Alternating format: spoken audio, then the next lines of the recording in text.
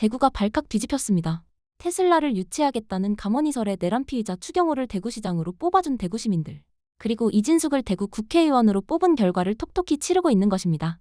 국가의 운명을 건 단군 이래 최대 사업 3대 메가 프로젝트에서 예산을 1원도 유치하지 못한 추경호. 먼저 김어준 총수가 평가한 이번 프로젝트의 중요성 간단히 듣고 오시겠습니다. 이거 성공합니다. 이 대통령 일머리가 역대급이잖아요. 그리고 지금까지 이 3대 메가 프로젝트가 이재명 정부 출범 이후 가장 중요한 국책 사업입니다. 중국에서는 국운을 걸었다고 표현했었고 어제 소개드렸지만 청와대 정책실장을 이제 국가가 플랫폼이다 선언했고 이 대통령은 새로운 대한민국이다 얘기하거든요. 그렇습니다. 이게 과장 하나도 없이 당군 이래 최대 국책 사업인데 이 언론은 전반적으로 시큰둥해요. 이유는 잘 모르겠어요. 저는 왜 이렇게 언론이 시큰둥한지. 윤석열이 했던 이병태 씨가 말하는 이것도 일종의 쇼라고 생각하는 건지. 윤석열이 반도체 투자쇼 했던 적 있거든요. 뭐 용인에 500조 투. 이건 삼성이 원래 가지고 있던 계획을 마치 자기가 결정한 것처럼 발표했던 건데 저런 건 쇼예요. 근데 이건 국가 대개조 사업이란 말이에요. 실제로. 박정희의 경부고속도로를 우리가 산업화의 변곡점이라고 말합니다. 보수에서는 특히 그렇게 강조하는데 실제 그런 면이 있어요. 그 내륙의 생산기지 구미, 대구, 울산, 창원에 공단을 만들었거든요. 그리고 부산항 거쳐서 해외 수출. 이 물류 사설이 경부고속도로로 연결이 됐어요. 그러면서 60년대 말 70년대 초 수출이 급격히 증가합니다. 그래서 수출 주도형 한국형 산업화가 본격화됐는데 제가 찾아보니까 당시 건설비가 경부고속도로 429억이에요. 근데 그때 국가 재정 규모가 6천억 대였습니다. 그래서 국가 예산의 6%대를 부은 거예요. 한 번에. 작년에 우리 정부 예산 670조였거든요. 네. 그렇게 환산하면 한 40조를 한 번에 쓴 거예요. 근데 당시는 재정 형편이 어렵기 때문에 우리가 도로 하나에 국가 1년치 예산 6%를 쓴다고 그래서 야당도 반대했고 당시 세계은행, IBRD도 타당성 없다고 했었습니다. 그런데 건설했고 실제 물류 사슬 체인을 완성했죠. 굉장히 중요한 변곡점이라고도 평가하는데 그 이후로 김대중 정부가 초고속 정보통신망, 정보고속도로 사업도 당시 40조 규모였고 그때 최대 단일 산업이었고 그 덕분에 우리가 인터넷 시대를 열었어요. 다른 나라보다 앞서서. 이번에 이재명 정부의 이 3대 메가 프로젝트는 규모 면에서도 당군 이래지만 앞서서 부산 고속도로나 이 정보고속도로는 국내 사안이었어요. 우리가 후발주자로서 따라잡기 위한 사업들이었거든요. 그런데 이거는 AI 시대 맨 앞줄에 우리가 서서 나머지 국가를 선도하겠다는 겁니다. 그래서 100년 만에 처음 온 기회라고 말하는 거예요. 그래서 저는 사실 개인적으로는 흥분됩니다. 어머, 내 생에 이런 일이 벌어질 수도 있네? 대단한 일인데? 그래서 이 일 하나하나가 궁금한데 언론은 대체로 시큰둥해요. 자, 그래서 저희는 이 사안을 계속 짚어갈 텐데 좀 굉장히 중요한 일이라고 생각하거든요. 이번 기회가 저는 100년에 한 번 올까 말까 한다고 생각하고 근데 올해 열리는 기회가 아니라는 거죠. 왜냐하면 다른 나라는 가만히 있습니까? 다른 나라도 상황인식 비슷해요. 근데 우리한테 먼저 열린 거예요. 맞습니다. 이런 중요한 상황에 추경호는 이번 프로젝트에 또 발목을 잡으며 갈라치기를 하기 시작했는데요. 참다 못한 이재명 대통령의 사이다 발언과 강유정 대변인의 깜짝 선언까지 함께 보시겠습니다. 단군 이래 최고의 투자 발표가 있었습니다. 대한민국 3대 메가 프로젝트. 네. 이 반도체. 그리고 피지컬 AI. 그리고 AI 데이터 센터. 네. 엄청난 사건입니다. AI 대전환 시대. 그리고 국토 균형 발전. 요 두 가지를 이룩하기 위해서 진짜? 삼성과 SK 등이 4,700조. 4,700조 투자 계획을 발표했어. 4,700조. 가늠이 안 간다. 4,000조. 처음 들어봐. 4,700조. 예. 그리고 이재명 대통령은 전폭적인 지원을 현장에서 약속을 했습니다. 예. 그런데 아까 잠깐 이야기가 나왔지만 이 자리에서 굉장히 이거는 이례적인 장면이 연출이 됐습니다. 국민의 대표 대통령. 예. 기업인들에게 90도 인사를 한. 이 굉장히 화제가 되고 있습니다. 실제로. 네. 와, 그게 지금 어떻게 결정된 건지 너무 궁금한 거 지금 너무 많거든요. 일단 영상으로 짧게 보고 오겠습니다. 저는 우리 기업인들을 대표해서 이 두 분에게 국가 영웅 또는 국민 영웅이라고 불러드리고 싶습니다. 기업이 이익을 위해서 활동하기도 하지만 국가 공동체의 미래를 위해서 활동할 수도 있다는 점을 확실하게 증명했습니다. 더 나은 조건을 갖추고 있는 해외로 나갈 수도 있겠지요. 그러나 우리 기업들이 우리 국민들과 우리 대한민국의 미래를 위해서 이와 같이 국가적으로 어려운 선택을 또 어려운 결단을 해주신 점에 대해서 우리 국민들을 대표해서 제가 인사 한번 드리도록 하겠습니다. 야, 이거 좀 소름 돋는다.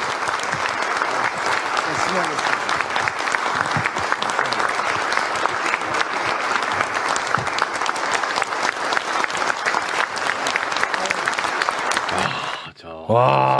소름 돋는다. 저런 이거. 장면 처음 보네요, 진짜. 회장들이 죽을 맛이야. 이게 왜 이렇게까지.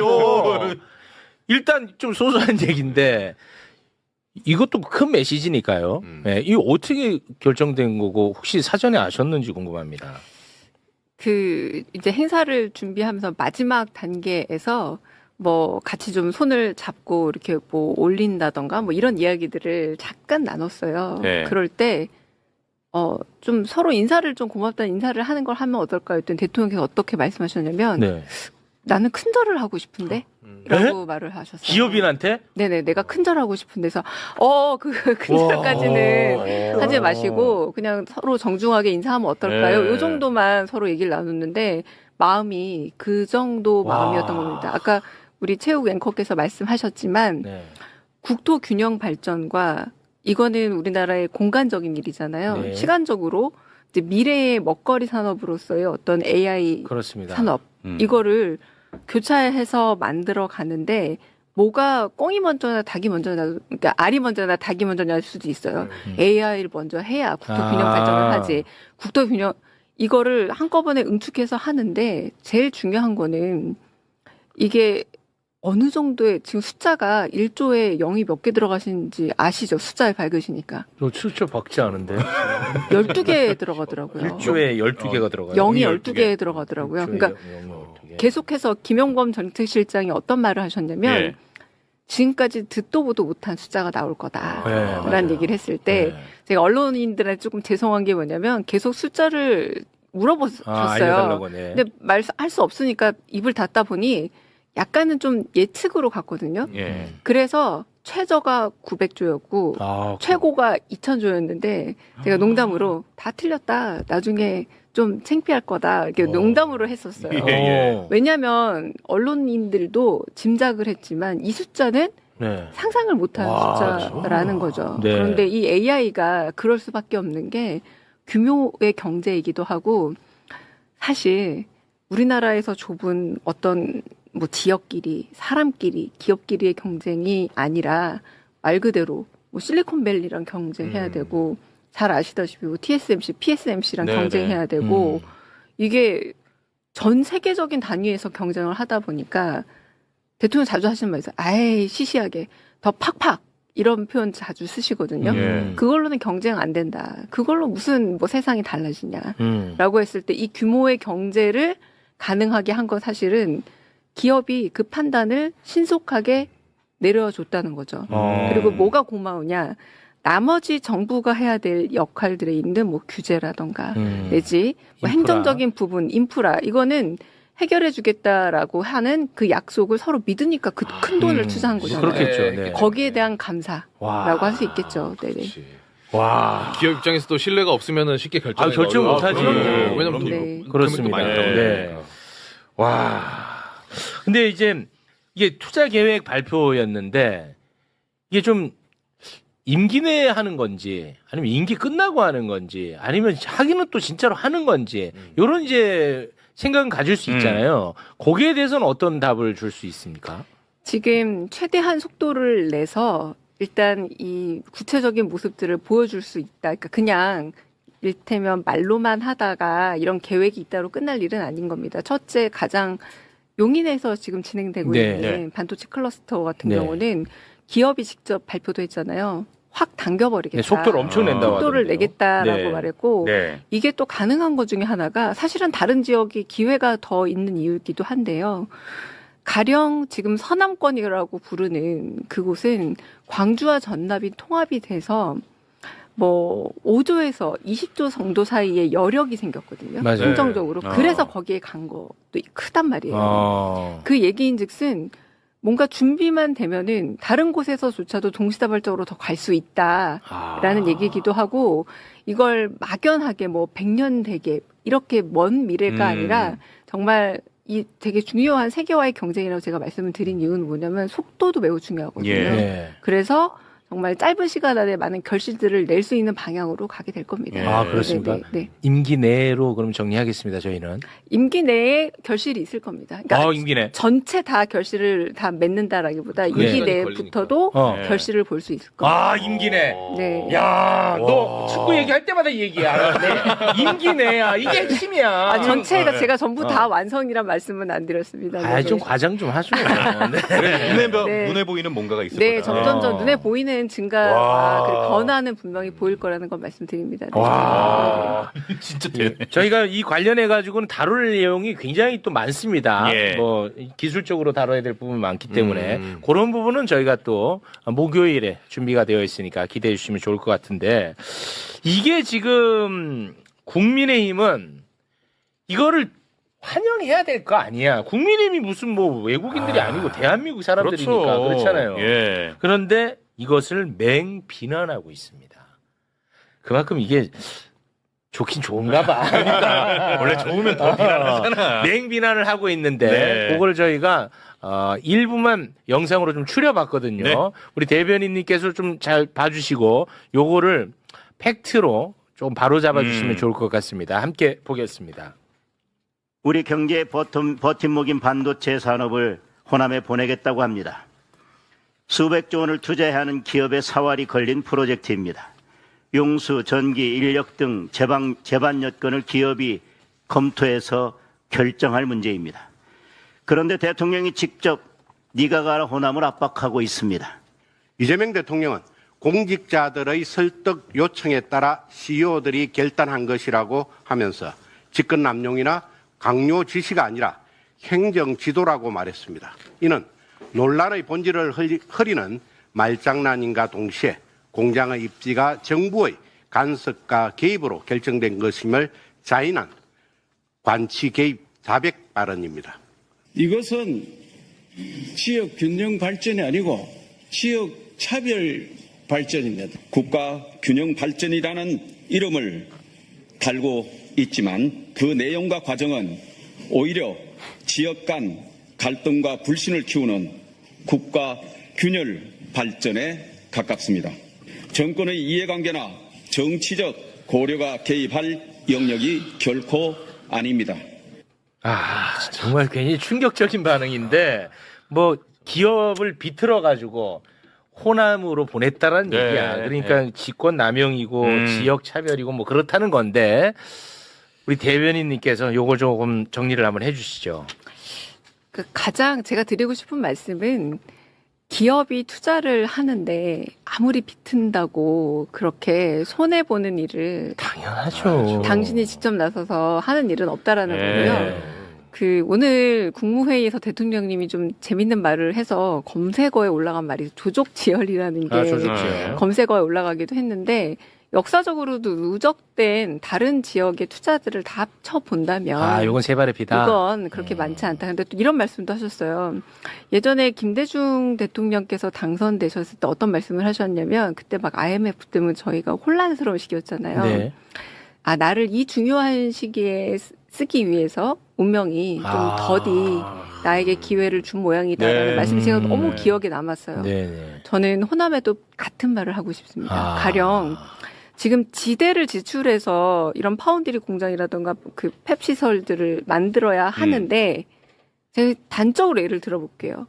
굉장히 과밀하고 비싼 도쿄나 홍콩 같은데 갈 수 있겠습니까? 절대 못 가죠. 하지만 우리가 다른 조금 더 우리가 활용할 수 있는 공간이 많이 있는 그런 나라들을 눈여겨 보잖아요. 네. 뭐 가령 뭐 베트남이라도 아직 좀 더 여유가 있는 공간들을 보는 이유는 왜예요? 거기서 훨씬 더 여유가 있기 때문에 우리가 그럴 만한 여러 가지 지대 구입이라던가 네, 이런 그렇죠. 부분에서 네. 투자 여건이 마련이 되는 거죠. 네. 되려 이 도적지혈로 지금까지 조금은 외면당했던 게 어쩌면 여기여야만 하는 지금 필연적 이유가 되기도 합니다. 그렇습니다. 네. 생각해 보세요. 용인만 하더라도 굉장히 늦어진 이유 중에 하나가 그런 부지 마련도 쉽지가 않았던 예. 거고요. 그런데 여기서 이 부분에서 그것도 있고 두 번째는 워낙에 재생에너지 관련해서는 이미 호남에서 많은 준비가 그렇더라고요. 되어 있었기 때문에 네. 전기 문제 해결되죠. 그렇습니다. 그리고 또 한편으로 제가 아까 말씀드렸던 전남과 광주가 통합이 돼서 나름의 재정적인 재정도 준비되어 네. 있고 소위 말하는 총알도 나름의 준비가 되어 있었던 거라서 최적지야 최적지. 이 조건을 마련하면 됩니다. 제가 조금 아까 나왔던 분들 조금 이름을 다 기억해 놨는데요. 네. 제가 조금 전에 공지를 하고 왔는데 오늘 서남권에 가셨잖아요.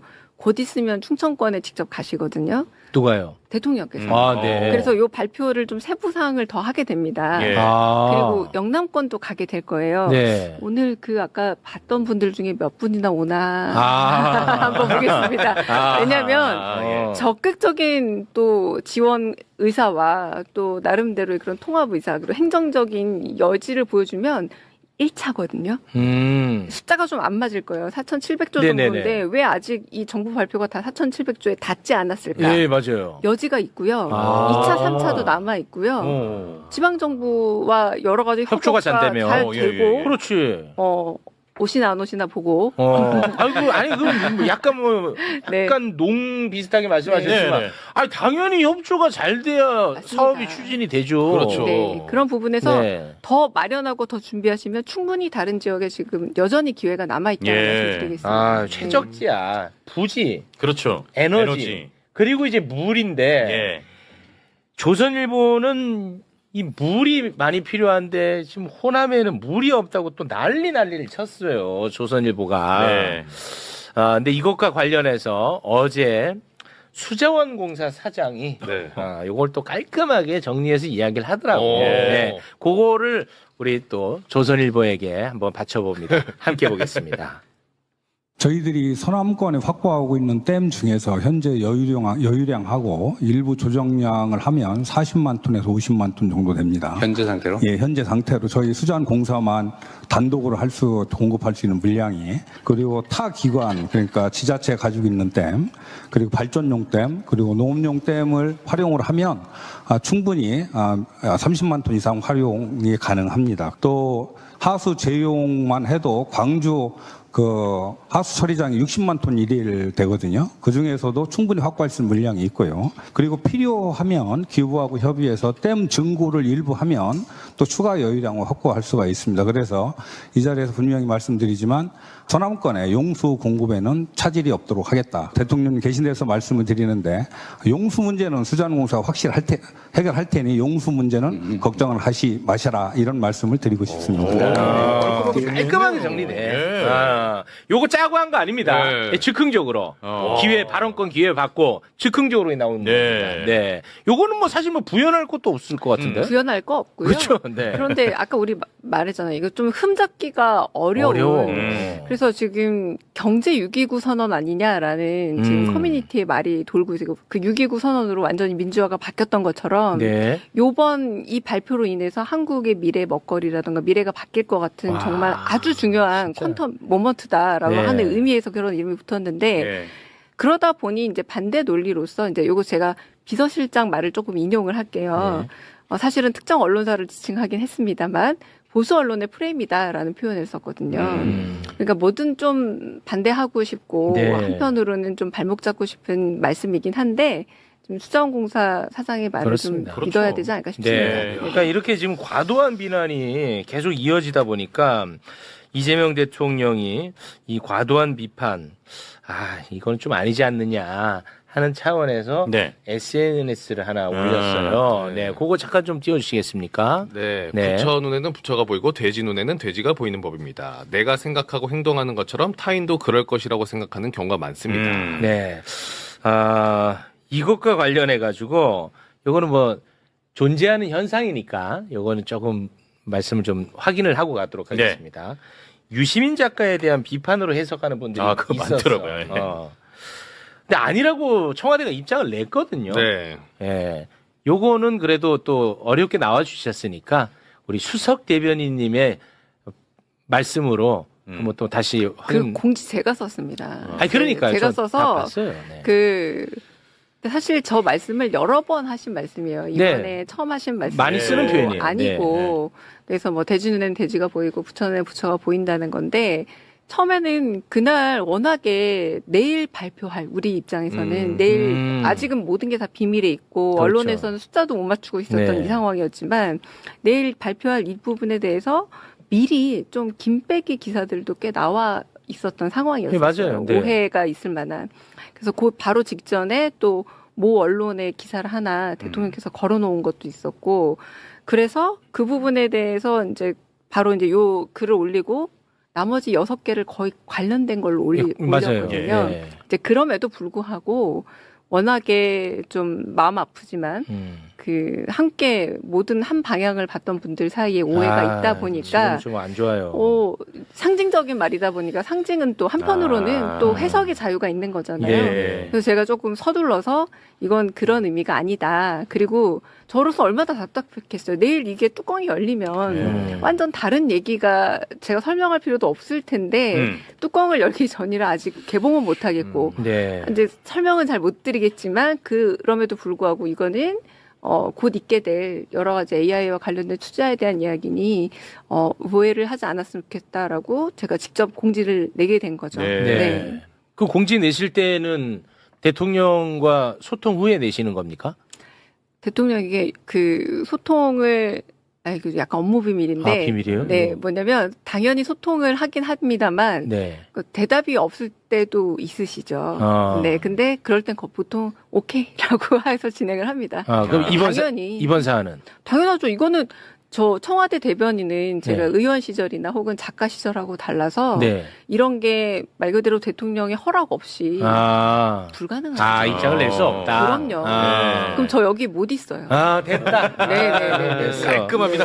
근데 그 지금 뭐 내부 갈등으로 굉장히 시끄럽고 그런 상황인 거는 뭐 모를 수도 없고 당연히 아실 텐데 그거를 좀 지금 청와대에서는 무겁게 지금 받아들이고 있나요? 어떻습니까? 당연히 제가 조금 비유적인 표현을 한번 썼어요. 네. 그래도 그 말도 또 약간 오해하시려고 하는 분들이 있는데 제가 네. 농담으로 안나카르이나 얘기하면서 첫 문장이 모든 행복한 가정은 비슷한 이유로 행복하고 불행한 가정은 갖가지 이유로 불행하더라.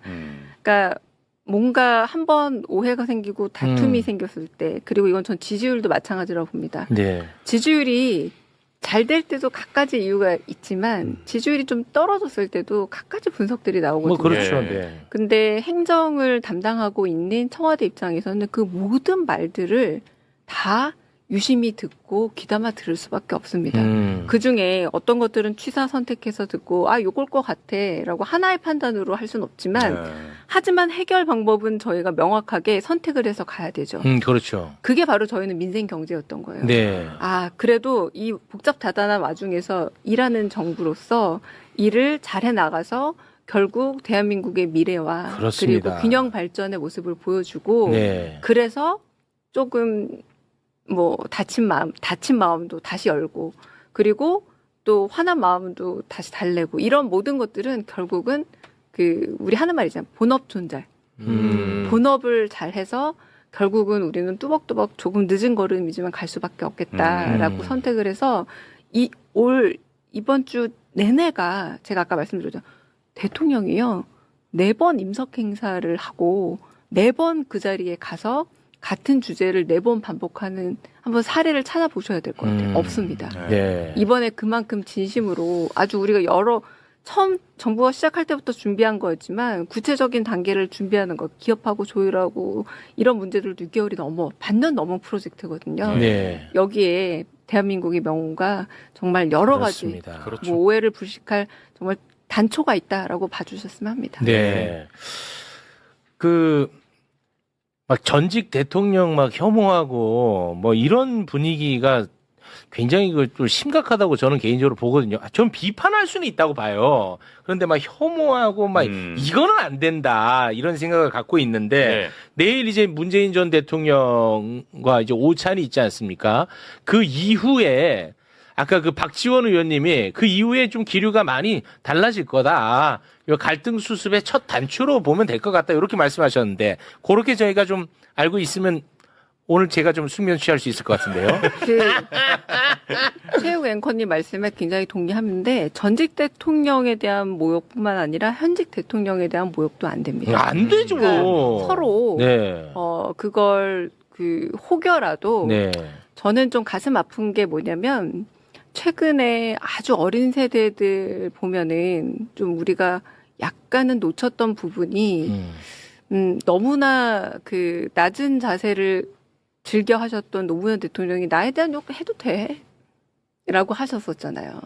나에 대해서 뭐 네, 대통령 욕을 할 수 있는 거지 뭐 이런 비가도 내가 먹고 너무나 관대한 태도를 가지시다 보니 제가 좀 가끔 놀랄 때 보면은 너무 어린 친구들이 의미도 모르고 가끔 멸칭어를 그건 쓸 심각한 때가 거죠. 있어요. 네. 그래서 저는 그런 일테면 여러 가지로 독이 될 수 있는 말은 전직을 떠나서 네. 누구에게도 써선 아유, 안 되는 당연하네. 말이다라는 걸 먼저 너무 말씀을 당연한 꼭 말씀이죠. 드리고 싶고 네. 그리고 그런 멸칭어에 엄청난 상처가 패이신 분이 사실 지금 이재명 대통령입니다. 맞아요. 네. 당신이 오죽하면 그 입을 얘기를 하면서 웃을 때도 있거든요. 아. 뭐 이런 멸칭 있잖아. 네. 우리가 다 지켜봤잖아. 그런 부분에 가장 큰 상처가 있으신 분이기도 하고요. 맞아요. 네. 그래서 내일은 사실상 세상에 존재하고 있는 여러 뭐 상처들도 있고 뭐 어떤 갈등들도 있겠지만 매우 상징적인 부분으로 해소되는 아주 마법 같은 순간들이 있거든요. 네네. 그러니까 기대하고 있는 부분들이 많이 있을 거라 생각하고 네. 저는 이 두 분이 만나서 뭐 민주진영 내에 가야 할 길도 얘기하지만 저는 대통령으로서 두 분 다 우리나라가 가야 될 방향 그리고 지금 정부가 출범한 지 한 360일 넘었는데 그 와중에 중동 전쟁이 100일이 넘더라고요. 저희가 그리고 기억나시죠? 작년 내내 전반기에는 미국 관세랑 싸우고 아 맞아요.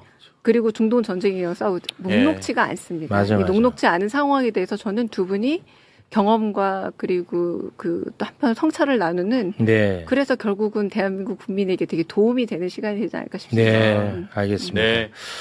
거기에 미약하게나마 제가 좀 힘을 항상 보태도록 하겠습니다. 많이 네. 보태주세요. 아, 예, 더 보태. 저랑 약속한 거 있잖아요. 네. 기억 안 나세요? 어떤 약속이죠? 더 웃겨주기로 하셨어요. 아, 제가 더 웃기겠습니다. 네, 아, 네, 죄송합니다. 네. 네. 좀잘안 되는데. 야, 요새 어제 좀 웃겼어. 아니, 그게 아니라 여자가 약속이라 얘기하니까 굉장히 쪼네요. 무슨 약속을. 뭐 거론되는 금액들이 워낙 엄청나서요. 지금 한겨레 일면에 보면 호남, 충청, 영남에 반도체 AI 1,600조 투자 이렇게 적혀 있지만 저것뿐만이 아니잖아요. 그쵸. 사실 삼성전자와 SK하이닉스가 투자한다고 밝힌 금액만 그냥 단순 덧셈만 해도 4,755조가 됩니다. 와, 이건 난 부루마블 할 때도 못 맞춰본 돈이야. 이거. 내가 이 숫자를 듣고 많이 지금 하고 있는 얘기인데 우리도 다 부자 되겠죠? 아니, 나는 네. 그 생각을 하긴 했었어요. 최근에 뭐 AI 관련해서 새로운 어떤 생각을 해야 된다라고 얘기하시는 학자들도 계시고 뭐 많잖아요. 예전에 그 석유가 나오기 시작하고 나서 오일머니로 중동 국가들이 잘 살게 되면서 네. 그럼 돈이 엄청 많아지잖아 국가에. 그리고 석유를 대부분 국유화했으니까. 그래서 국민들에게 학교도 공짜로 다니게 해주고 뭐 집도 공짜로 주고 뭐 이런 얘기들을 우리가 들은 적이 있었잖아요. 네. 야 이거 반도체 AI 잘 돼가지고 우리도 그렇게 됐으면 좋겠다. 좋겠다. 그런 생각을 전 잠시 했었거든요. 네. 그러니까 그만큼의 부가가치가 날 수 있는 곳이다. 라는 것을 기업들도 알고 정부도 아는 것 같아요. 그래서 이런 엄청난 투자들이 얘기가 되고 있는 것 같습니다. 저는 오히려 그 장면이 생각나더라고요. 윤석열 정부 시절에 아 대왕골에 우리 산유국 갑자기 긴급 브리핑했잖아요.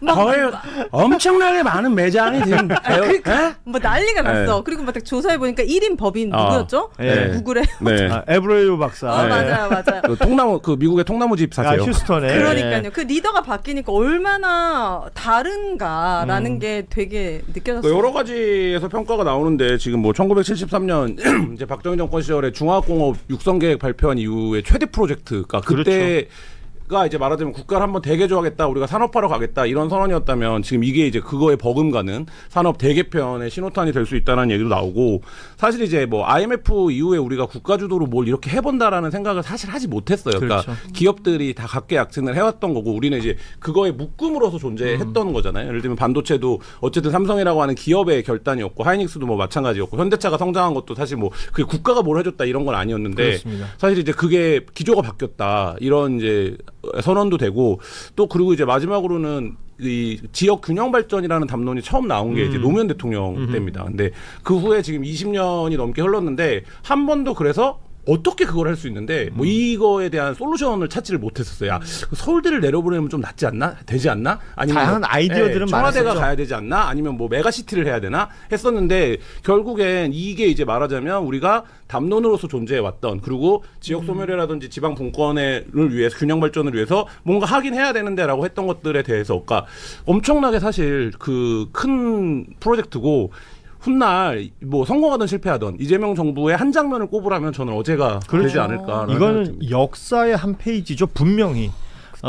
지금 뭐 4,500조 원 넘는 돈을 얘기했지만 대한민국 1년 예산이 700조 정도예요. 네. 그러면 삼성이나 SK 하이닉스 한 기업이 투자하겠다고 한 게 대한민국 예산이 3배 정도 되는 것을 각 기업들이 지금 투자 계획을 낸 거거든요.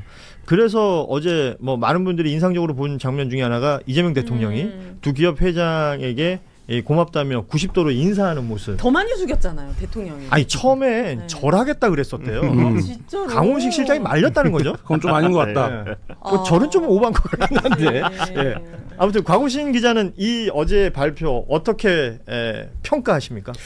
저는 좀 약간 복잡하긴 한데 예, 왜냐하면은 그 어쨌든 재벌 총수들을 영웅이라고 추대해 주면서 이렇게 국가 행정부의 수반이 이 90도로 절을 하는 모습이 과연 어떤 시그널일까? 뭔가 노무현 전 대통령이 예전에 이 권력을 시작으로 넘어갔다가 뭔가 그런 것도 떠오르듯 하면서, 근데 그러나 현실적으로 국가가 정부가 주도해가지고 더 이상 할 수 있는 일이 많지가 않아요. 민간과 시장의 조력 없이는. 그러니까 우리나라 자본주의라는 체제를 유지하고 있고 어쨌든 부가가치를 계속 만들어가지고 지금 성장 동력이 많이 약화돼서 우리나라가 이제 노쇠해지고 있구나, 성장 동력을 어디서 만들어낼까 계속 고민이었는데 이걸 돌파할 수 있는 뭔가 구멍이 하나 보이는 거잖아요. 그러면은 국가가 적극 나서는 거는 정부로서 너무 당연한 거고, 그리고 거기에 시장에 좀 조력을 얻어가지고 특히 지금 요 시장을 리드하고 있는 주요 기업들이 한국에 있다는 것 자체가 얼마나 또 행운이고, 또 그 발전 바탕에 또 국가가 얼마나 기여한 역할들이 있겠습니까? 그러니까 그거에 대해서 기업의 책임도 다 할 겸 또 국가가 이전부터 항상 하고 싶었는데 못했던 과제들이 맞물려 있잖아요. 그렇죠. 이 수도권을 좀 벗어나가지고 이 균형 발전도 좀 이루고, 특히나 낙후됐던 지역들에 뭔가 큰 것도 만들어 주면서 기업도 상생할 수 있는 자리가 뭘까?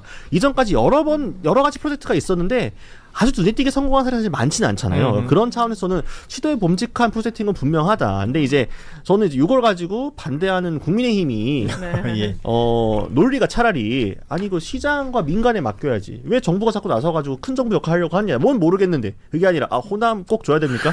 영남도 주세요.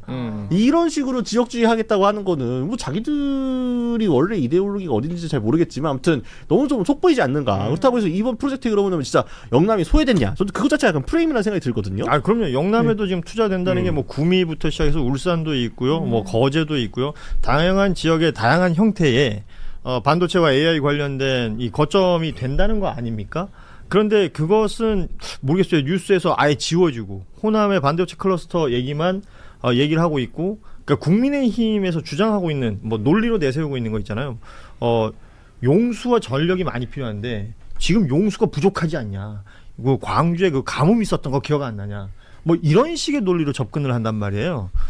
이거는 굉장히 좀 뭐 호도되는 내용들 아니겠습니까? 그러니까 지금 곽우신 기자가 비판한 것 같은 비판, 예를 들면 두 개의 기업과 함께 이거 국가 대개조 프로젝트를 추진하고 그 기업 총수들을 영웅이라고 칭하는 이 방식의 접근, 이거에 대해서 불편함을 가질 수 있죠. 그러니까 예를 들면 전통적인 의미의 어떤 이제 국가 기업의 관계에서 저는 이제 뭐 그런 비판 정당하다고 생각하고 할 수 있는 비판이라고 생각을 해요.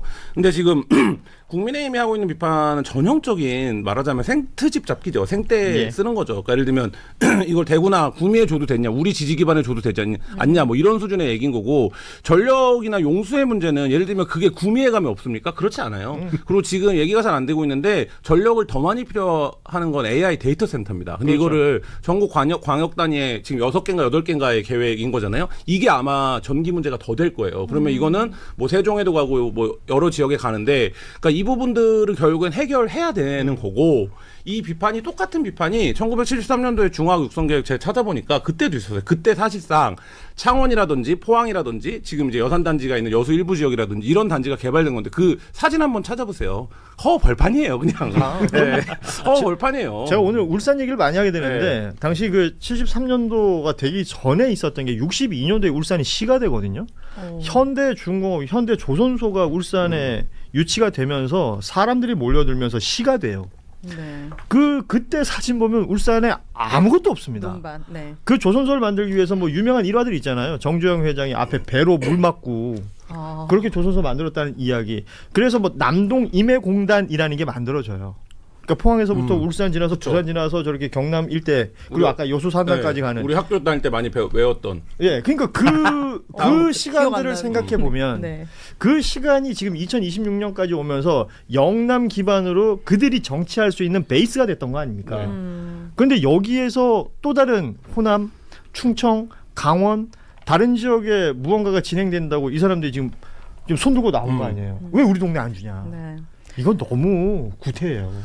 그러니까 네. 구태죠. 구태고, 그러니까 그런 정도 수준에서 할 수 있는 얘기, 대통령이 지금 던진 거는 이 그랜드한 얘기를 그렇게 마이크로한 부분들, 그 다음에 편협적인 부분들로 따지는 거는 바람직하지 않다라는 생각이 들고, 뭐 그 외에 여러 비판들도 또 하고 있잖아요. 뭐 예를 들면 뭐 전당대회 총알용이다, 뭐 이런 얘기. 누가 전당대회 총알로 2,000조를 씁니까? 4,700조입니다. 네, 4,700조를 씁니까? 뭐 할 거였으면 지선 전에 발표하지 않았겠어요? 네, 정치 예를 들면 그렇게 정치 효과를 낼 거였으면. 그렇죠. 뭐, 선거가 바로 코앞에 있는데. 뭐 그 전에 발표했으면 선거용이라고 했을 거고, 그 다음에 또 무슨 얘기 있습니까? 뭐 기업 8비 틀어서 2,000조 뭐 삥 뜯는다 이런 얘기 하시는 분들도 어떤 기업이 8비 틀렸다고 2,000조를 투자하냐고요. 이게 규모에 맞는 얘기를 좀 했으면 좋겠다. 저는 이런 생각했어요. 이게 보니까 10년, 뭐 길게는 20년 가까이 그렇죠. 걸릴 수 있는 프로젝트인데 이게 정권이 바뀔 때마다 이 자체가 흔들려 버리면 안 되기 때문에 뭔가 이 정권 차원에서 이게 지속 가능할 수 있도록 정책적으로 좀 뒷받침해 줄 수 있었으면 좋겠다라는 생각도 했습니다. 사실은 그 삼성이든 SK 하이닉스든 어제 대통령이 뭐 영웅이라는 표현까지 붙이면서 얘기했던 것은 그러니까 뭐 인건비 문제라든지 다른 어떤 비용 문제를 생각했으면 꼭 대한민국에서 이렇게 투자를 하지 않아도 되는 일이고 굉장히 글로벌한 어떤 비즈니스가 될 수 있는 것인데 대한민국에 투자를 결정했고, 이재용 회장의 표현 중에는 네. 국가로부터 인센티브를 받을 수 있는 광주로 거점을 정했다라는 네. 부분, 이런 것들이 정부와 기업이 이렇게 각각의 어떤 이익을 위해서 각각의 또 명분 때문에 이런 프로젝트가 성공하게끔 힘을 모으는 것 아닌가 이런 생각이 드는데, 유일하게 불편한 사람들은 국민의힘 쪽 사람들인 것 같아요. 네. 특히 대구 이쪽 추경 의원님도 한마디 하시던데. 구미, 뭐. 네, 구미도 그렇고. 근데 거기도 어쨌든 소부장에 가기 때문에, 그리고 이제 또 한 축의 비판 이런 건 있잖아요. 아까 이제 예를 들면 아까 곽우신 기자가 얘기한 게 보다 왼쪽에서 이제 오는 비판이라면, 그렇죠. 오른쪽에서 오는 비판 이런 거 있죠. 이게 4,600조가 현실감이 있냐? 그러니까 예를 들면 실제 진짜 이게 되냐? 이런 거예요. 그리고 어차피 이미 대통령 임기는 5년이고 이 돈은 대통령 임기 5년에 감당할 수 있는 투자가 아니다. 이런 비판도 있어요. 그러니까 예를 들면 돈의 관점에서 보면, 그렇죠. 저는 이 비판도 그 계획의 구체성이라든지 착공성이 되는 과정에서 충분히 할 수 있는 비판이라고 생각을 하는데, 근데 그 전에는 이런 계획도 없었잖아요. 근데 계획을 만들어냈잖아 어쨌든. 그래서 하겠다라는 건데, 뭐 TV조선 같은 데가 지금 그 시비를 걸고 있어요. 뭐 현실성이 있느냐. SK는 단서를 달았다. 이재용 뭐 회장의 표정을 봤냐. 뭐 이런 시비를 걸고 있다고요. 그러니까 저도 아까 뭐 우리 부자 될 수 있을까? 이런 생각을 하는 것처럼 이 금액 자체가 다 안 와닿긴 해요. 그럼요. 근데 지금 보면 삼성이나 SK가 내년에 300조, 200조씩 이익이 난다는 거잖아요. 그리고 엔비디아 투자 규모 저희 어제 찾아봤거든요. 그래서 엔비디아는 얼마나 막 어마어마해요. 그래서 동그라미를 다 읽지도 못해요. 그런 정도로 지금 하고 있다고요. 그러니까 그래서 이게 얼마인지 못 읽었어? 끝내? 5.5. 5.5. 그게 뭐야? 동이랑 못 읽었네. 5.5. 그 달러 계산도 해야 되나 환율로. 결국 말았지. 못 읽었어, 못 아니, 읽었어. 챗 GPT한테는 말았지. 물어보지. 네, 그 정도로 어마어마하다. 어마어마하게 하고 있고. 그러니까 한국 돈으로 하면 한 8,000조 정도 네, 됩니다. 8,000조 네. 아, 1년 수입이요? 아니, 투자액이. 투자액이. 예, 전 세계적으로 투자하고 있는 금액이. 예. 엔비디아에서 8,000조를 한다고요. 아시다시피 엔비디아는 그 팹이 없는 팹리스인 회사잖아요. 그러니까 머리만 있는 거야. 그러니까 손발은 다 어딘가에 투자를 해서 그들에게부터 받아서 그걸로 부가가치를 만들어내는 회사인데 엔비디아가 8,000조면 8,000조에 해당되는 각각의 손발들이 있어야 되는 거예요. 그쵸. 그중에 가장 주요한 역할을 하는 게 삼성전자와 SK하이닉스가 메모리 칩을 하고 있기 때문에 네. 그 압도적인 무언가, 그 시장이 가지고 있는 그 규모, 뭐라 그래야 돼? 그거 스케일? 이런 것들에 대한 이해가 없는 사람들이 뭐 부루마블이냐, 뭐 씨앗은행에서 돈 찍어내냐, 이런 얘기 하고 있는 거죠 지금. 맞잖아. 5.5조 달러. 이게 느낌이 안 오잖아요. 그래서 근데. 8,000조라고 내가 얘기해줘. 8,000조. 5.5조 그 뒤에 야 영어다 씨 이렇게. 근데 뭔가 중국도 가만히 있진 않을 것 같은데 중국이랑 우리나라 근데 반도체 미국이- 메모리 사업은 많이 다를까요? 미국이 이 허브를 아시아 5개 지역을 그러니까 후보지로 생각을 했어요. 뭐 한국, 일본, 인도네시아 뭐 등 이렇게 있는데 일본이 유력하죠. 사실 이런 구조적으로 보면. 근데 일본이 전력 문제가 있어요. 그러니까 예를 들면 그 지진이 나고 이래서 그래서 요 틈을 우리가 치고 들어간 게 있고 미국 입장에서도 이게 중국한테 패권이 넘어가면 안 되기 때문에 아마 한국 정부가 이렇게 기업이 움직이면 우리가 또 칩을 갖고 있는 나라잖아요.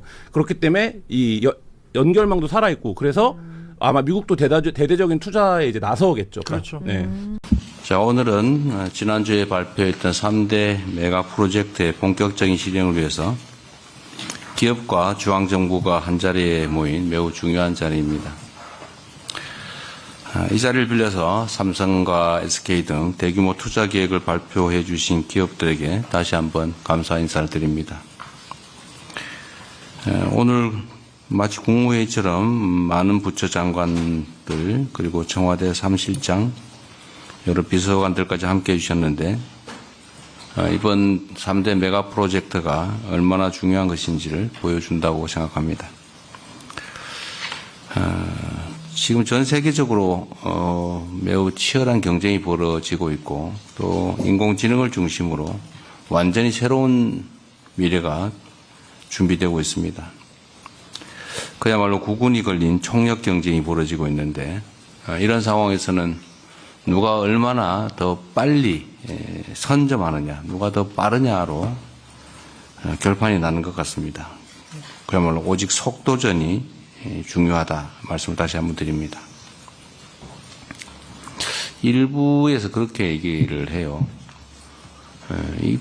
좀 이해가 안 되던데 이게 가능한 실제 상황이다라는 걸 전제로 왜 한쪽으로만 가냐, 왜 우리는 빠졌냐고 항의를 하더니 같은 입으로 사기다, 불가능한 일이다, 뭐 이벤트다 이렇게 주장을 해요.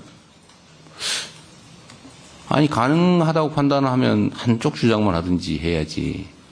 가능하다는 전제로 그 실제 상황이라는 전제로 균형을 주장하다가 불가능한 걸 전제로 기만이다, 이벤트다 이렇게 주장을 해요.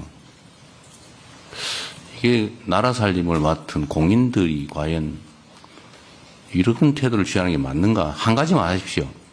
둘 중에 하나. 불가능하다는 전제로 비난을 하든지 가능하다는 전제로 불균형을 지적하든지 둘 중에 하나만 하면 좋겠어요.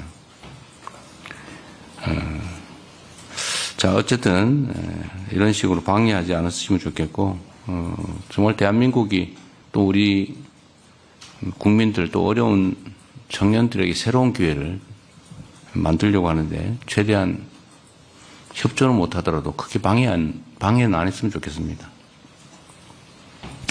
자, 오늘 회의에서는 일단 추진 체제를 좀 정비해야 되겠습니다. 누가 어떤 역할을 어떻게 맡아서 빨리 시행할 것인지를 준비해야 되겠습니다. 그리고 당장 해야 될 것 중에 하나가 이 사업을 어디서 구체적으로 진행할 것인지 부지 선정을 좀 오늘 논의했으면 좋겠어요. 물론 뭐 대체적으로 짐작하는 바들이 있겠지만 그래도 확정을 좀 지어야 되겠습니다. 그리고 앞으로 논의할 과정에서 우리 기업에서 오신 분들 있으신데 필요사항이 뭔지 좀 구체적으로 얘기하면 좋겠어요. 그 체면 차리기나 혹시는 뭐 어렵게 추상적으로 얘기 안 하면 좋겠고요. 직설적으로 하시면 좋겠습니다. 뭐가 어떻게 얼마만큼 필요하다 이렇게. 또 관련 부처도 지원 방안과 추진 일정을 명확하게 제시해야 되겠습니다. 두리뭉실 절대로 안 됩니다. 명확하게. 그래야 일이 속도가 납니다. 우리 정부는 오는 8월에 반도체법이 시행됨과 동시에 또 반도체 산업 경쟁력 강화 특별위원회가 출범하게 되는데 이 위원회와 연계해서 추가 회의를 통해서 꼼꼼하게 업무를 챙겨가도록 하겠습니다. 다시 한번 강조 말씀드립니다. 이 일은 이벤트가 아닙니다. 그리고 대한민국 국토 균형 발전을 위한 역사적 대전환점을 만드는 일입니다. 새로운 출발에 모두가 함께 힘을 모아주시길 바라고 정부는 할 수 있는 최대치를 할 것입니다. 그리고 마침 재정적으로도 반도체 산업 분야의 초과 재수가